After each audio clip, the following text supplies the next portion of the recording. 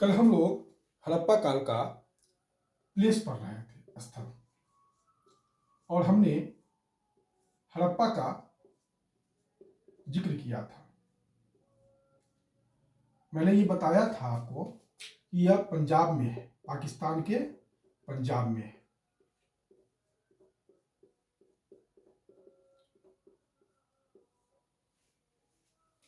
हड़प्पा में मैंने बहुत सारी सूचनाएं दिया था आपको, लेकिन एक सूचना और आप इसको लिख लीजिए। R37 एक कब्रिस्तान है जो हड़प्पा में मिला है। इसको आप लोग ध्यान में रख लीजिएगा। यह पाकिस्तान का पंजाब है। भारत में भी पंजाब है, भारत का पंजाब है। अगर भारत के पंजाब में हम लोग देखें तो हमें सिंधु सभ्यता का जो स्थल मिला है, रोपर, जिसका आज का नाम है रूपनगर, बारा, संघोल,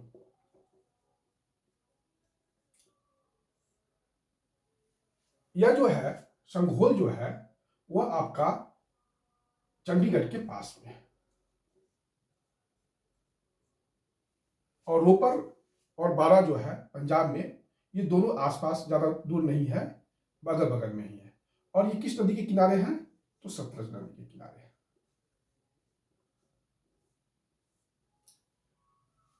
भारत के पंजाब में यही आपका जगह है। ठीक, मेरे ख्याल से आप लोगों को रोपर, बारा, संघोल यह भारत के पंजाब में है, और पाकिस्तान के पंजाब में हड़प्पा है। कभी कभी यह प्रश्न कौतूहल का विषय होता है कि पंजाब में, पाकिस्तान के पंजाब या भारत के पंजाब में इतने कम सिंधु सभ्यता के स्थल क्यों मिले। तो इसका कारण जो मुझे समझ में आता है कि नदी जो है, क्योंकि नदी के कारण, नदी के बगल में यह सभ्यता बसी थी, हो सकता है नदियों ने अपना मार्ग परिवर्तन किया हो, बाढ़ के कारण ये जो शहर है, यह सभ्यता के बारे में हमारे पास जानकारी नहीं मिल पाया हो। यह कारण हो सकता है, लेकिन अभी अनुसंधान का विषय है।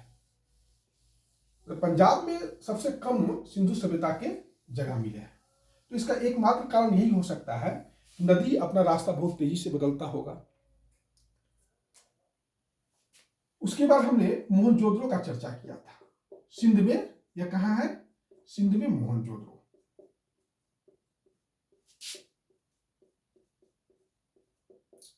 देखिए, सिंध में मोहनजोदड़ो है, और ये हड़प्पा से कितना किलोमीटर दूर है? 483 किलोमीटर है। बाकी इंफॉर्मेशन मैंने दिया था। यहाँ कुछ इंफॉर्मेशन और मोहनजोदड़ो के बारे में देना है। देखिए, यहाँ कुषाण काल का एक स्तूप मिला है। कुषाण काल का क्या मिला है? स्तूप मिला है। यह जो है, इसलिए जो है इसको स्तूप टीला भी कहा जाता है।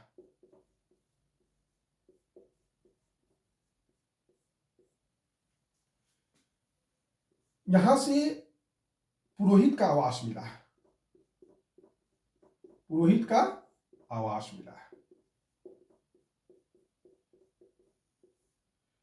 सभा भवन मिला है,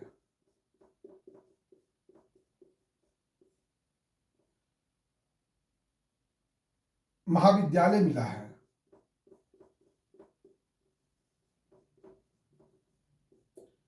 राजभवन मिला है, और एक जो इंपॉर्टेंट चीज मिला है, एक पुजारी का,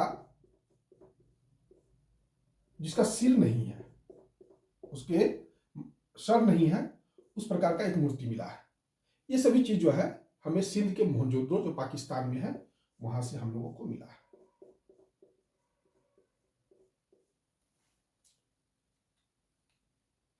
सिंध के मोहनजोदड़ो में ही कुछ और प्लेस है जिसमें इंपॉर्टेंट है चन्हू।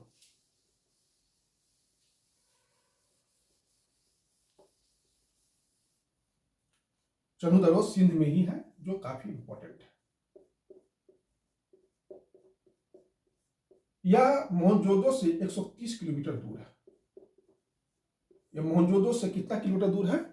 130 किलोमीटर दूर है।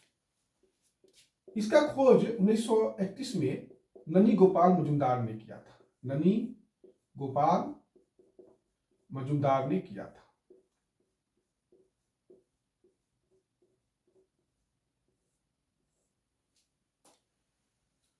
1935 में अर्नेस्ट मैके ने इसको खोजा था, उसका फिर से काम उत्खनन का काम किया था अर्नेस्ट मैके।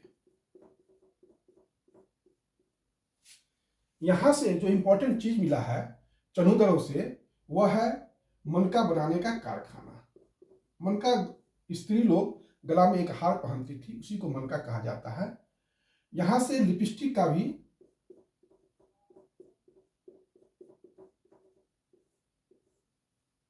साक्ष्य मिला है, और कुत्ता जो है बिल्ली का पीछा कर रहा है, यह साक्ष्य भी हमें चनूदरों से ही मिला है। यह सिंध में चनूदरों के पास है। ठीक,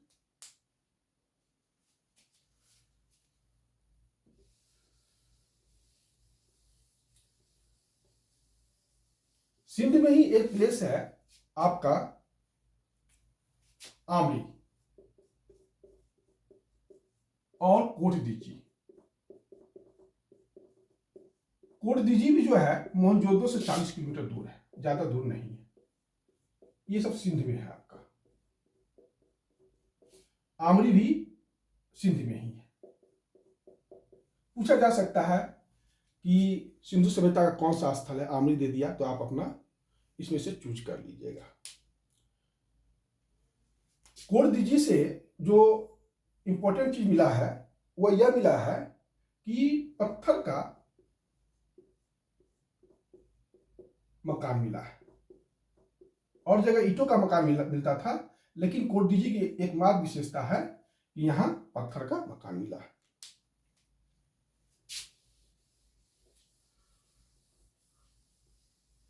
यह पाकिस्तान में है सिंध। सारा जो प्लेस अभी हम पाकिस्तान का ही चर्चा कर रहे हैं। अब बलूचिस्तान का भी थोड़ा देख ले।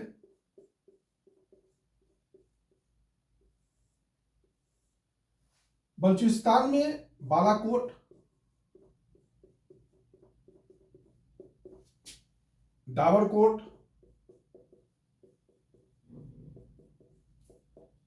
सुतकाकोह,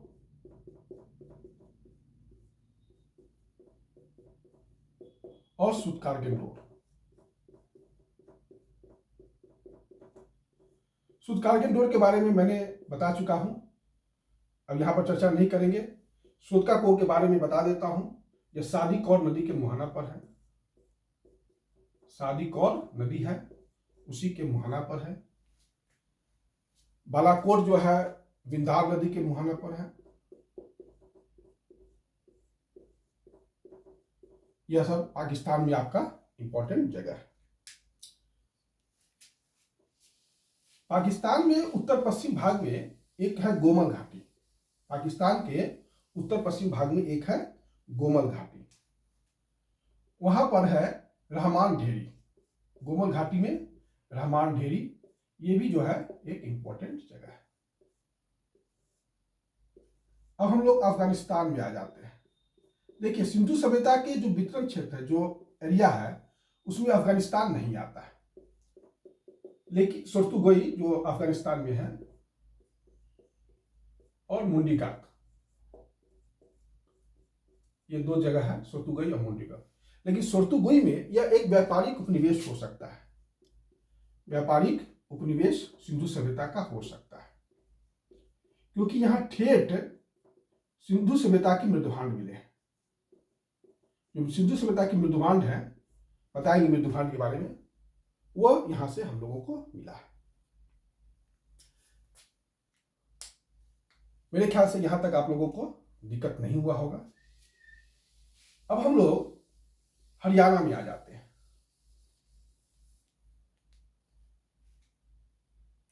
अब हम लोग हरियाणा में आते हैं। हरियाणा में जो जगह मिला है वह जैसे कि आपका बालू एक जगह है, कुनाल एक जगह है, ये सब हरियाणा से ही मिला है। बालू, कुनाल, राखी गढ़ी, बनावली, मिताथल, मिताथल जो है भिवानी जिला में है, हरियाणा के, और यमुना नदी के किनारे है। राखी गढ़ी और बनावली दोनों फतेहाबाद जिला में, हरियाणा के। बनावली जो है यह आपका रंगोई नदी के किनारे है, रंगोई नदी के किनारे है। राखी गढ़ी भी हरियाणा में ही है और फतेहाबाद डिस्ट्रिक्ट में ही है।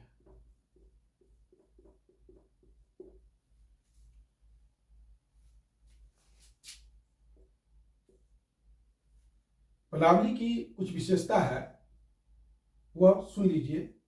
उत्तम किस्म का जौ यहीं से मिला है, उत्तम किस्म का जौ मिला है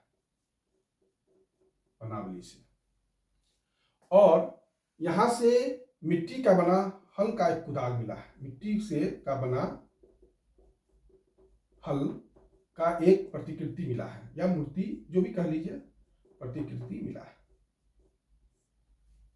यह आपको बनावली से मिला है।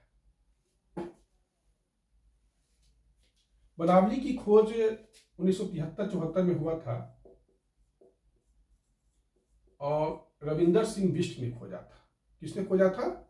रविंदर सिंह बिष्ट ने खोजा था।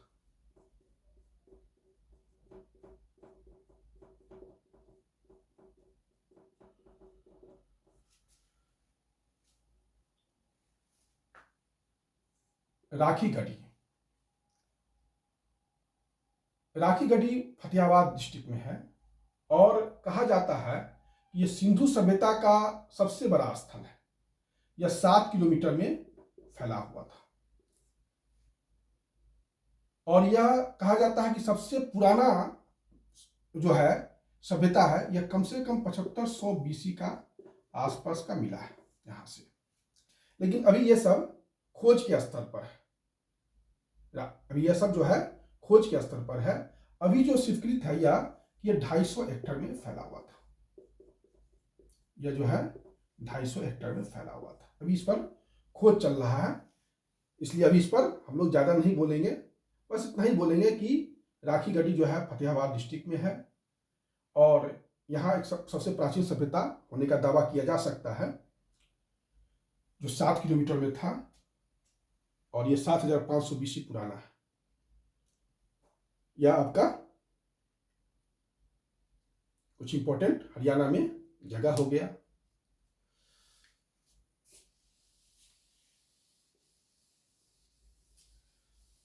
हरियाणा के बाद हम लोग आ जाते हैं पश्चिमी उत्तर प्रदेश। हरियाणा के बाद हम लोग पश्चिमी उत्तर प्रदेश में आ जाते हैं।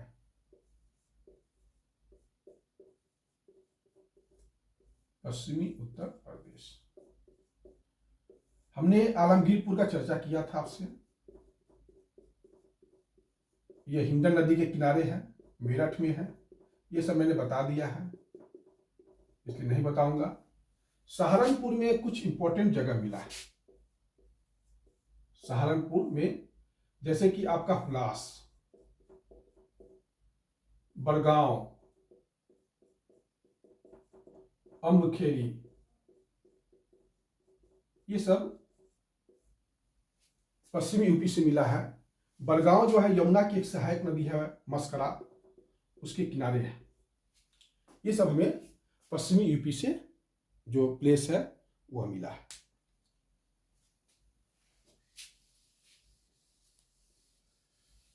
अब हम लोग राजस्थान पर चले आते हैं। राजस्थान,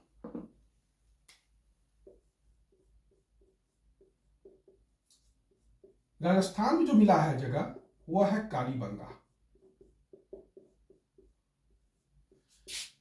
यह जो है राजस्थान के हनुमानगढ़ जिला में है।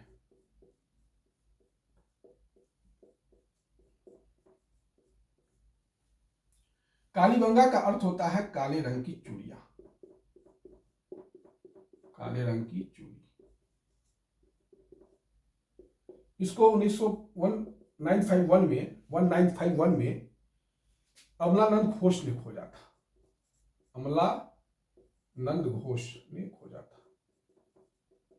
फिर 1953-1954 में जो है बृजवासी लाल या बीवी लाल और बीके थापर ने इसका उत्खनन किया था। आपसे परीक्षा में पूछा जा सकता है कि कालीबंगा का खोज किसने किया, बीबी लाल, बीके थापर, ये सब आपसे परीक्षा में पूछा जा सकता है। कालीबंगा से मेसोपोटामिया की एक मुहर मिली है। मेसोपोटामिया की मुहर मिली है। 3 युगल समाधि मिली है।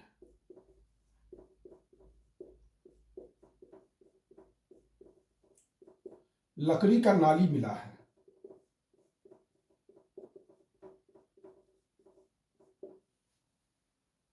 लकड़ी का नाली मिला है। हल का भी साक्ष्य मिला, सॉरी, अग्निकुंड का साक्ष्य मिला है। अग्निकुंड का साक्ष्य मिला है। यहां पर कृषि का साक्ष्य मिला है और वहां पर देखा गया है कि एक साथ जो है 2 फसल लिया जाता था, जैसे कि गेहूं और सरसों। यह जो है एक साथ इन लोग उपजाते थे। कालीबंगा के बारे में कहा जाता है कि हड़प्पा और मोहनजोदड़ो की तरह कालीबंगा भी जो थी हड़प्पा सभ्यता की तीसरी राजधानी थी। यह ऐसा विद्वानों का अनुमान है। कालीबंगा के बारे में हमारे पास इतना ही जो है जानकारी है। उसके बाद जो कालीबंगा के बाद, राजस्थान के बाद एक इंपॉर्टेंट जगह जो है वो है गुजरात। मैंने क्लास में आप लोगों को बताया था कि स्वतंत्रता के बाद सबसे ज्यादा जो अगर प्लेस कहीं खोजा गया तो वह कहाँ खोजा गया, वह गुजरात में ही खोजा गया।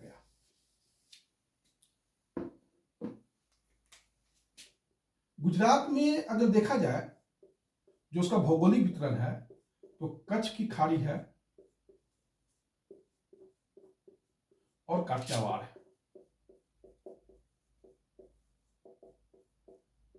या खंबात की खाड़ी है जिसको हम लोग कहते हैं।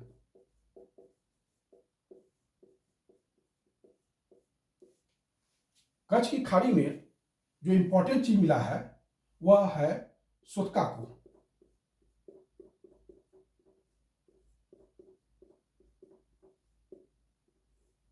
सॉरी, सुरकोतरा।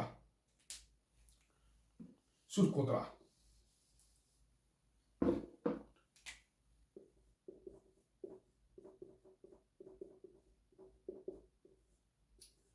यहां से घोड़ा का अस्थि पंजर मिला है। जो सबसे इंपॉर्टेंट पॉइंट है, यहां से घोड़ा का अस्थि पंजर मिला है।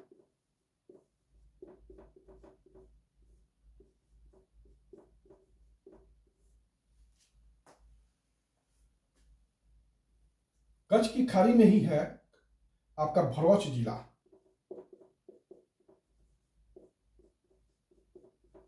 वहीं पर है लूनी नदी।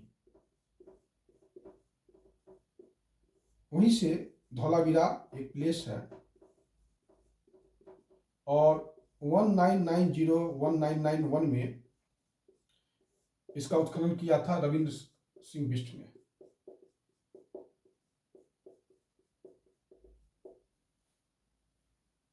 धौलावीरा लगभग जो है 50 हेक्टेयर में फैला हुआ है।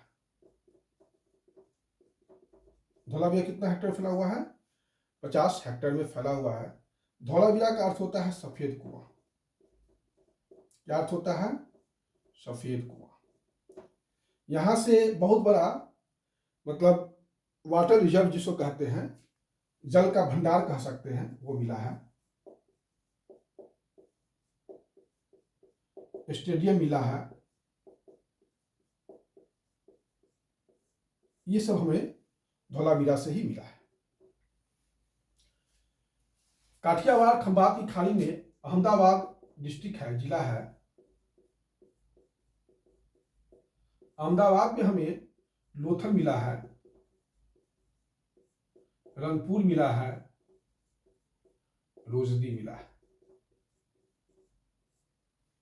सूरत में हम लोगों को मालवन मिला है, और भगत राव एक जगह है, भगत राव गुजरात में ही है, किम सागर संगम तट पर यह अवस्थित है। किम सागर संगम तट पर अवस्थित है।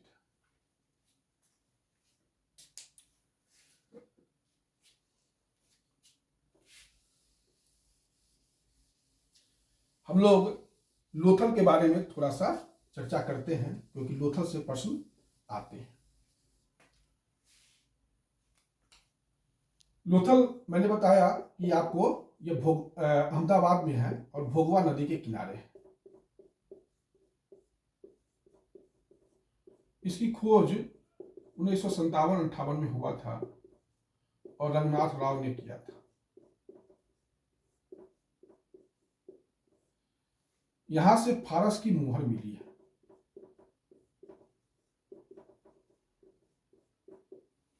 फारस की मुहर मिली है। यहां से दुकान का साक्ष्य मिला है।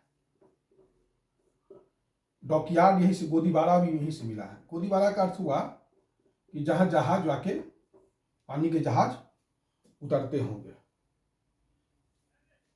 ये सब हमें यहीं से मिला है। लोथल में जब बाढ़ आ गया होगा तो फिर रंगपुर जो है शहर बसा होगा, और रंगपुर जो है यहां से हमें धान की भूसी मिली। धान की भूसी मिली है। यह हो गया आपका गुजरात के बारे में आपको जानकारी।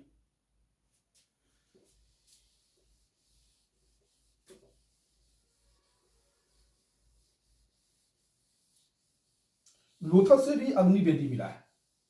जहां पर यज्ञ लोग करते होंगे वो लोथल से भी मिला है। अग्निवेदी लोथल से भी मिला है। इस प्रकार से सिंधु सभ्यता के जो भी इंपॉर्टेंट प्लेस थे वो मैंने आपको बता दिया। अब यह प्रश्न कभी कभी परीक्षा में पूछ लिया जाता है कि सिंधु सभ्यता का सबसे बड़ा प्लेस कौन सा है।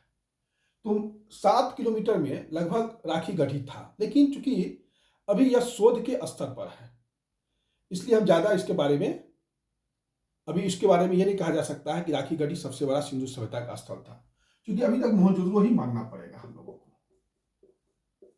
मोहनजोदड़ो मानना पड़ेगा। मोहनजोदड़ो के बाद हड़प्पा मानना पड़ेगा। हड़प्पा के बाद गनेरी वाला मानना पड़ेगा। गनेरी वाला कहाँ है? तो बहावलपुर पाकिस्तान में है। बहावलपुर पाकिस्तान में। हड़प्पा के बाद राखी गढ़ी है, और राखी गढ़ी के बाद धौलावीरा है।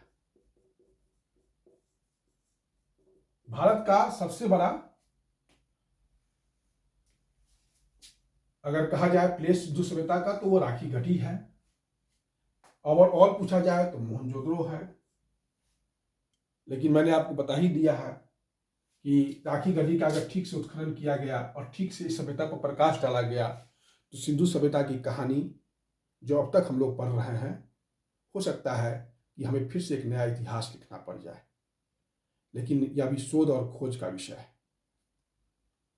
मैं उम्मीद करता हूं भारत सरकार से कि वो जल्द से जल्द इस दिशा में प्रयत्न करेंगे, और हमारी जो देशज संस्कृतियों से हमारे राष्ट्र का जो निर्माण हुआ है उस पर बल देंगे।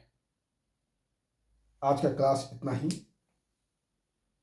फिर हम लोग नेक्स्ट क्लास में कुछ नए बिंदुओं के साथ प्रस्तुत होंगे। धन्यवाद।